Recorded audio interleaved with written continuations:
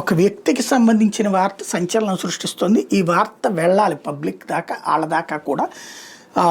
అయ్యా మా అక్కకి నేనంటే చాలా ఇష్టం. విజయనగరం జిల్లా నెల్లిమర్లో బృందావన అపార్ట్మెంట్లో ఉంటుంది. తిరుపతిలో ఇట్లా రోడ్డు పక్కన పడి ఉన్నానని చెప్పండి, వచ్చి తీసుకెళ్తుంది. ఎట్లయినా నన్ను మా అక్క దగ్గరికి చేర్చండి అని కన్నీళ్లు పెట్టుకుంటున్నాడు. తిరుపతిలోని అలిపిరి సమీపంలో పేవ్మెంట్ మీద ఎముకల గోడులో పడి ఉన్న 60 ఏళ్ల వ్యక్తి. నెలన్నరగా అతను ఎండకి వానకి అక్కడే పడి ఉన్నాడు. అలిపిరిలో అనాథలకు సేవ చేసి సుజాత అతని పరిస్థితి చూసి రోజు అన్నం పెడుతున్నారు. అన్నీ ఒంట్లోనే పోతుండదు. తన కుమారుడి సాయంతో శుభ్రం చేస్తుంది. వాళ్ళ సపర్యలతో కాస్త కోలుకున్న తర్వాత వ్యక్తి తన వివరాలు చెప్తున్నాడు. తన పేరు కోరుమెల్లి వెంకట్రావు అని, తన ఒక హార్డ్వేర్ ఇంజనీర్ అని, విశాఖపట్నంలో ప్రైవేట్ కంపెనీలో పనిచేశానని చెప్పాడు. భార్యా పిల్లలు లేరని, నెల్లిమర్లో తన అక్క అరుణ పాఠక్ ఉంటుందని చెప్తున్నాడు. తిరుమలకి దర్శనం కోసం ఒక్కడనే వచ్చాను. అన్నదాన సత్రం దగ్గర హఠాత్తుగా కళ్ళు తిరిగి పడిపోయాను. అంబులెన్స్లో తిరుపతి రుయా ఆసుపత్రికి పంపించారు. నా వివరాలు చెప్పలేకపోవడంతో 2 రోజుల తర్వాత బయటికి పంపించేశారు.